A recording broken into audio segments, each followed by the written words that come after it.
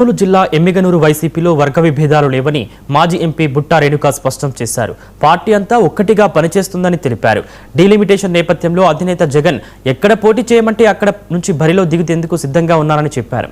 కర్నూలు జిల్లాలోని 7 నియోజకవర్గాల్లో తనకు క్యాడర్ బలం ఉందని, ఎంపీ అభ్యర్థిని కలవడానికి క్యాడర్ రావడంపై ఎలాంటి నిబంధనలు లేవన్నారు. ఎమ్మిగనూరుతో తనకు 2 ఏళ్ల అనుబంధం ఉందని పేర్కొన్న బుట్టా రేణుక ప్రజా సమస్యలపై ప్రతిపక్షంగా వైసీపీ ప్రశ్నిస్తుందని స్పష్టం చేశారు.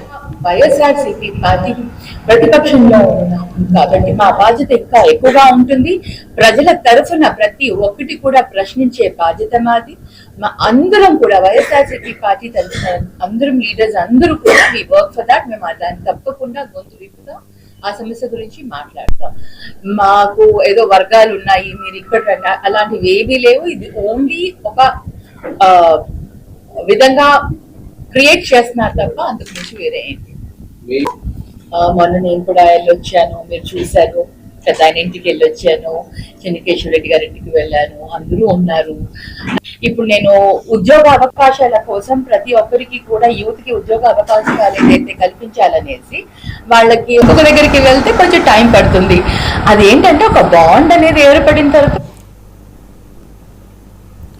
గుంటూరులో నిర్మాణంలో